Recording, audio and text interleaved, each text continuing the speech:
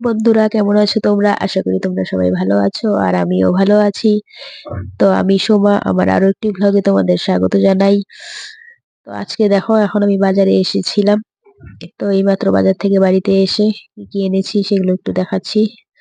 তো হালকা কিছু শেষ হয়ে গিয়েছিল, তো সেগুলোই শুকনো লঙ্কা, পাঁপড়, ২ রকম ডাল, তেল, এইসবই গ্রসারি আইটেম আর কি, যেসব কিছু তো রান্না করতে হবে। তাই একটু শর্ট ছিল, ভাবলাম যে বাজারে চলে যাই। তারপর দেখো, বাজার থেকে এসে বাঁধাকপি করা হবে আজকে। তো মা এসব কেটে কুটে রেখেছিল, আমি সেটা রান্না করছি। তো সেরকম খুব একটা বেশি কিছু হবে না, বাঁধাকপি হবে আর মাছ আনা হয়েছে বাজার থেকে, মাছ হবে। আর এদিকে পালং শাক আনা হয়েছে, পালং শাক। তো পালং শাকটা কেটে বেছে ধুয়ে এদিকে বসিয়ে দেওয়া হয়েছে। আর এদিকে মা দেখো মূলোগুলো কেটে দিচ্ছে, আজকে মূলো ভাজা করা হবে। এর আগে অনেক দিন ডালে খাওয়া হয়েছে, কিন্তু খুব একটা বেশি ভালো লাগে না, তাই ভাবছি আজকে মূলো ভাজাই খাওয়া যাক। ভাজাটা আমার আবার বেশ ভালোই লাগে কালো জিরে দিয়ে। তারপর এদিকে দেখো পালং শাকটা রান্না করা হবে, সেজন্য একটু বেগুন ভেজে নিচ্ছিলাম। তো শুধু শুধু পালং শাক ভালো লাগে না, সাথে একটু বেগুন দিলে ভালোই লাগে। বেগুনটা আমার বেশ ভালোই প্রিয়, মিষ্টি মিষ্টি লাগে। তো এদিকে দেখো ওই শাকের জন্য রসুন,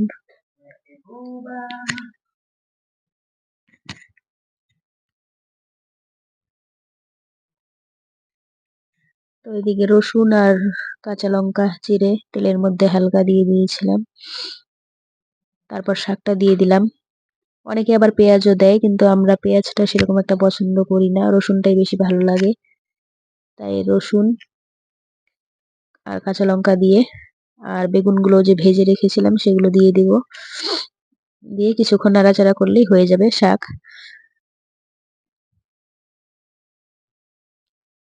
তো এরপর আবার সন্ধ্যাবেলা একটু বাজার যাওয়ার আছে, যেহেতু আজকে মানে হঠাৎ দিদি ওরা ফোন করেছিল, ওরা আসবে, ওদের একটু কেনাকাটার ব্যাপার আছে। তো আমাকে নিয়ে যাবে, সেই জন্য আর কি যেতে হবে। তো এখন দেখো মূলো ভাজাটা বসিয়ে দিয়েছি, কালো জিরে ফোড়ন দিয়ে মূলো ভাজা।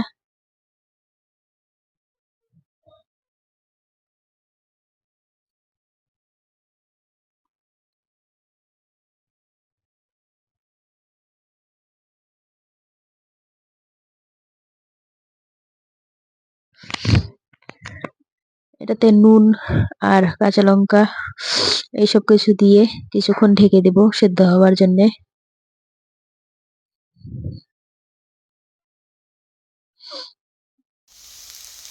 মূলো ভাজাটা প্রায় হয়ে এসেছে, দেখো সেদ্ধ হয়ে গিয়েছে, হলুদ দেওয়া হয়েছে, সবকিছু হয়েছে। আমি কিছুক্ষণ নাড়াচাড়া করব, তারপরেই মূলো ভাজা হয়ে যাবে। মূলো ভাজা শাক হয়ে গেল প্রায়, এখন শুধু মাছের ঝোলটা করব। মাছটা সর্ষে দিয়েই করব, সর্ষে বাটা দিয়ে, কেননা সবজি দিয়ে করলে আবার মেয়ে খাবে না, সেজন্য ভাবছি সর্ষে বাটা দিয়েই করব। আর এই ইলিশ মাছ সর্ষে বাটা দিয়েই ভালো লাগে। সবজি দিয়েও খাওয়া যায়, আলু বেগুন দিয়ে অনেকেই খায়, কিন্তু সর্ষে বাটা দিয়ে বেশি ভালো লাগে, তাই ভাবছি সর্ষে বাটা দিয়ে করব।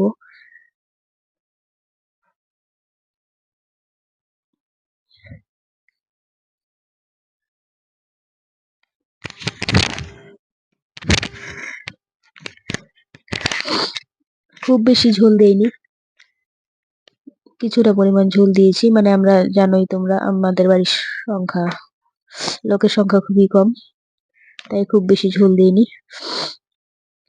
ঝোলটা কিছুক্ষণ জাল হলেই মাছগুলো দিয়ে দিব, তারপর একটু জাল হলে নামিয়ে নেব। যেহেতু সর্ষে বাটা ঝোল বেশিক্ষণ জাল করতে হয় না, তাহলে আবার তিতে হয়ে যাবে, তেতো হয়ে যাবে, তাও সেজন্যই আর কি। আর একটু জাল হলেই নামিয়ে ফেলবো।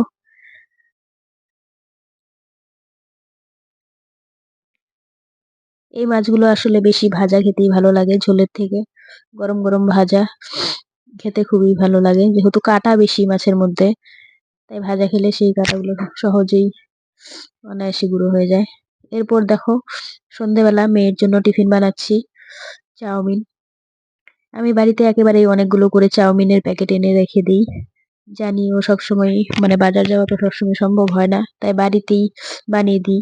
কেননা বাজারের তেল মশলা ব্যবহার করা বাড়ির তেল মশলা অনেকটা তফাৎ থাকে। সেই জন্য আমি বাড়িতেই বানানোটা বেশি পছন্দ করি। তো একটা ডিম দিয়ে দিয়েছি। যদিও ডিম খাওয়াটা ঠিক নয়, তবুও অনেকদিন হয়ে গেলেও খাচ্ছি না, তাই ভাবলাম শুধু শুধু বানালে কেমন একটা হয়। সেই জন্য ডিম দিয়ে আর হালকা ঘরের মশলা এসব দিয়ে চাউমিনটা বানিয়ে দিচ্ছি সন্ধ্যাবেলা টিফিন। এটা ওকে দিয়ে দিব, যেহেতু ওর এক্সাম চলছে। এটা খেয়ে দে, দেখো কত সুন্দর হয়েছে। উপরে কিছুটা কেচাপ দিয়ে দিয়েছি। কেচাপটা দিলে বেশ টক টক মিষ্টি মিষ্টি, মানে অন্য একটা টেস্ট হয়। তো এরপর তোমাদেরকে বলেছিলাম যে দিদি ওরা আসবে, দিদি ওরা আমাদের বাড়িতে চলে এসেছে এবং আমাকে নিয়ে বাজারে চলে আসলো কিছু কেনাকাটা করতে। তো এটা যে দোকানটাতে এসেছি সেটা হচ্ছে শাখার দোকান। অ্যাকচুয়ালি শুধু শাখা না, শাখা তার সাথে তামাক আসার জিনিসও রাখে, মানে সব রকম জিনিসই। এদিকে আবার কসমেটিক্সও রাখে, মানে সব রকম জিনিসই রাখে। তো প্রথমে অন্যান্য জিনিস মানে শাখার জন্য শাখা কিনতে গিয়েছিলাম, শাখাটা নেওয়া হয়েছে। এরপরে এই পেতলের জিনিসগুলো দেখা হচ্ছিল, দেখছিলাম কেমন কেমন কি হিসাবে বিক্রি হয়, কি ধরনের জিনিস এইসবও দরকার আছে তাই। তো অনেকক্ষণ এখানে বসে দেখছিলাম, তাই ভাবলাম কিছুটা তোমাদের সাথে শেয়ার করি। আর প্রত্যেকদিন আমি তো সেই রান্না, একই রকম রান্না হয়তো তোমাদের দেখতে ভালো লাগে না, প্রত্যেকদিনই শুধু রান্না শেয়ার করি। তাই ভাবলাম যেহেতু বাজার গিয়েছি। এরপর দেখো আমাদের বাড়িতে হঠাৎ করে একজন ব্যক্তি এসে হাজির, কোনো বলা নেই কওয়া নেই, আমি কিছুই জানতাম না, বলতে পারো সারপ্রাইজ। হঠাৎ করে সকালবেলা চলে এসেছে। এতদিন বাড়ির বাইরে ছিল, বাড়িতে না জানিয়ে চলে আসলো হঠাৎ করে। আমি তো দেখে অবাক, জানতেই পারলাম না, বুঝতেই পারলাম না, সকালবেলা হাজির। তো যাই হোক, বাড়িতে এসেছে, তারপর বাজারে চলে গেল। বাজার থেকে এক ব্যাগ খরচা নিয়ে এসেছে। মেয়েকে জিজ্ঞেস করলো মেয়ের কি কি পছন্দ। মেয়ের পছন্দ অনুযায়ী মাছ মাংস সবজি সবকিছুই নিয়ে এসেছে। তাই আজকে বেশ জমিয়ে খাওয়া দাওয়া হবে, অনেক কিছুই।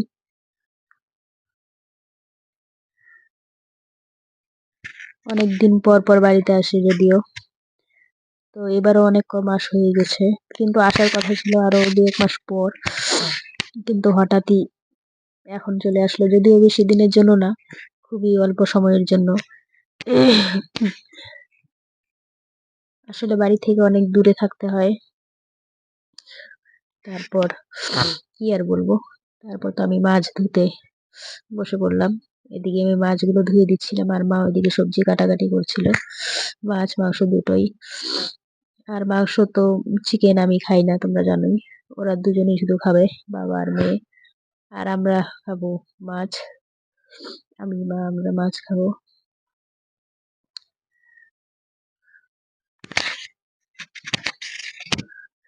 আমাদের নিম্ন মধ্যবিত্ত পরিবারের মানুষদের আর কি অনেক কিছুই স্যাক্রিফাইস করতে হয়। তারা অনেক কিছু না চাইলেও করতে হয়, আবার অনেক কিছু চাওয়ার থাকলেও সেটা করা সম্ভব হয়ে ওঠে না।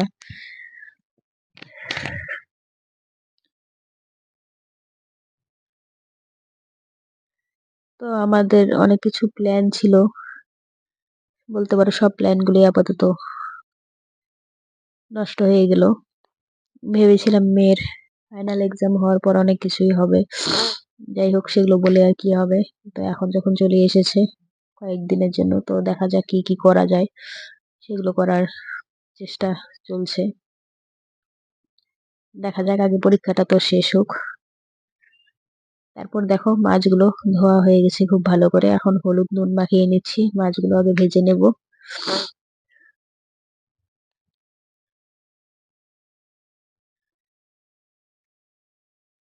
নুন হলুদ কিছুক্ষণ আগে মেখে রাখলে মাছগুলো কালার গুলো খুব ভালো আসে,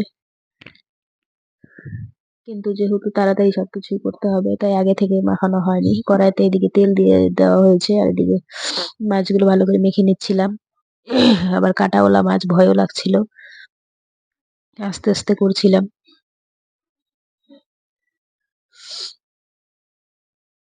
এই মাছগুলোর পেটে ভালো তেল হয়েছে জানো তো।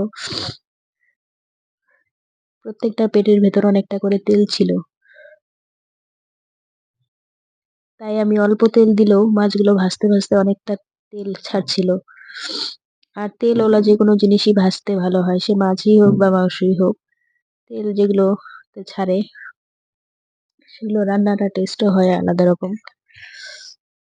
তো এরপর দেখো মাছগুলো, এই মাছগুলো রান্না হবে। আর এদিকে একটা সবকিছু মানে সবজি হবে। এটা হচ্ছে মূলোর যে ডাঁটিগুলো হয় সেগুলো দিয়ে আলু বেগুন দিয়ে একটা চচ্চড়ি।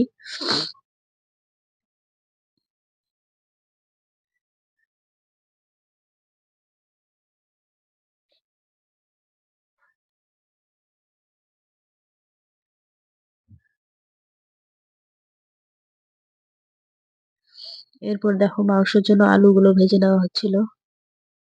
তেলের মধ্যে আলু তেজপাতা দিয়ে ভালো করে ভেজে নিচ্ছি।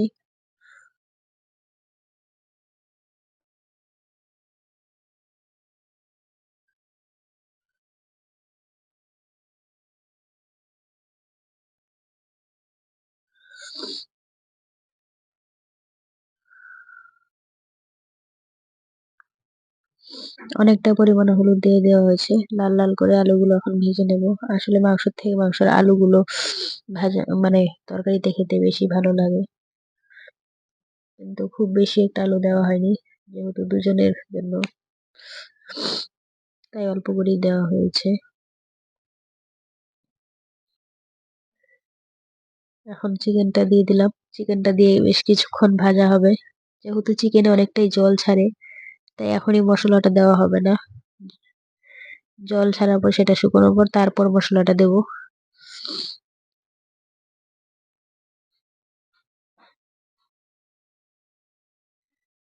ভালো করে আগে নুন হলুদ দিয়ে কষিয়ে নিয়ে ভেজে কিছুক্ষণ ঢেকে দিয়েছিলাম। এরপর দেখো ঢাকনা খুলে মশলাগুলো, যেসব মশলা আর কি ব্যবহার করা হয়, লঙ্কা জিরে আদা সবকিছু দিয়ে এখন আর একটু ভালো করে কষিয়ে নেওয়া হবে। আর ওইদিকে টমেটো পেস্ট করে রাখা হয়েছে, কিছুক্ষণ পর সেটাও দিয়ে দিব।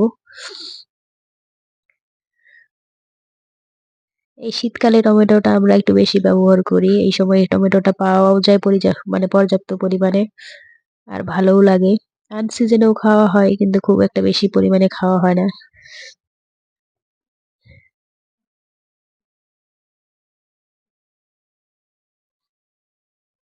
আর দেখো কিছু টমেটো টুকরো করে দিয়ে দেওয়া হয়েছে। পেস্ট তো দিবই, তার সাথে কিছু এমনিতে টুকরো করে দেওয়া হয়েছে। মানে খুব একটা গলবে না, অর্ধেক গলবে অর্ধেক গলবে না। ভালোই লাগে এইভাবে খেতে। পুরোটা গলে গেলে আবার সেটা অন্যরকম টেস্ট, আর কিছুটা অর্ধেক গলা গলা ভাব হলে সেটা অন্যরকম টেস্ট হয়।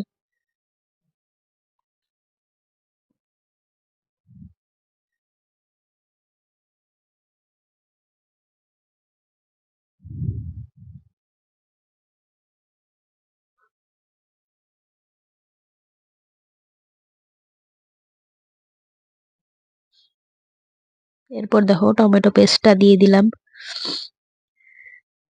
দিয়ে ভালো করে নেড়ে চেড়ে নিচ্ছি। এরপর কিছুটা পরিমাণ জল দিয়ে দেওয়া হবে। এগুলো মাংস তো নাড়াচাড়া করতে করতেই সেদ্ধ হয়ে যায়, খুব একটা বেশি ঝোল দিয়ে নাড়াচাড়া সেদ্ধ করতে হয় না। সামান্য ঝোলটা জাল হলেই হয়ে যাবে। তারপর গরম মশলা দিয়ে নামিয়ে নেব। এরপর কিছুটা ধনেপাতা উপরে ছড়িয়ে দেব। ধনেপাতার গন্ধটা বেশ ভালোই লাগে।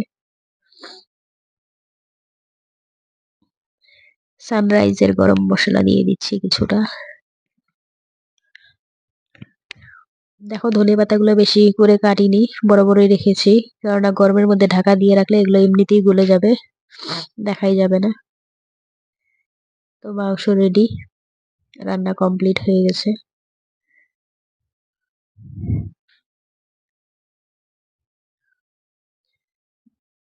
ভালো করে গার্নিশ করে দিচ্ছিল পাতাগুলো দিয়ে দিয়ে। এরপর দেখো মাছটা করা বাকি আছে, এবার মাছটা হবে। তখন তো দেখিয়েছিলাম মাছটা তোমাদের। মাছটা শুধু ভেজে রেখেছি, এখন ঝোলটা করা হবে আলু বেগুন দিয়ে।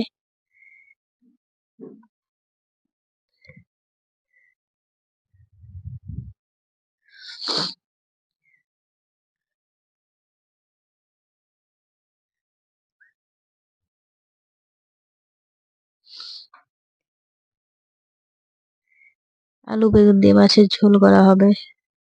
তো নুন হলুদ দিয়ে এখন এটা একটু ঢেকে দেব। আসলে রান্না করতে করতে অনেকটা বেলা হয়ে যাচ্ছে। এখনকার দিন মানে ছোট দিনের বেলা, সব কাজকর্ম করতে করতে দিন কোন দিকে চলে যায় বোঝাই যায় না।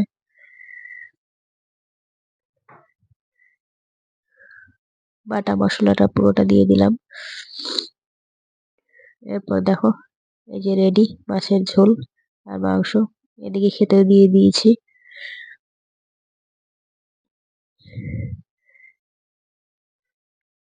খেতে বসে গিয়েছে, খাবার দিচ্ছি। এবার তোমরা দেখতে পারবে যে ব্যক্তি খাচ্ছে তাকে।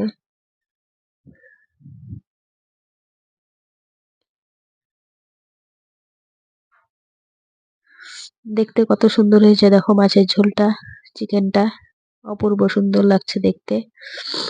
খেতেও বেশ ভালোই হয়েছে বলছে, কারণ এখনকার শীতের দিনে আলু বেগুন টেস্টই আলাদা। গরমের সিজনে বেগুনে একরকম স্বাদ, শীতের সিজনে বেগুন আরেক রকম স্বাদ। তো যাই হোক, এখন আমিও খেয়ে নেব। আজকে আর ভিডিওটা আর বড় করছি না, আজকে এ পর্যন্তই। তো বন্ধুরা, ভিডিওটা যদি ভালো লাগে অবশ্যই সাবস্ক্রাইব করে পাশে থাকবেন। শেষ পর্যন্ত দেখার জন্য সবাইকে অসংখ্য ধন্যবাদ। খুব তাড়াতাড়ি দেখা হচ্ছে পরের ভিডিওতে।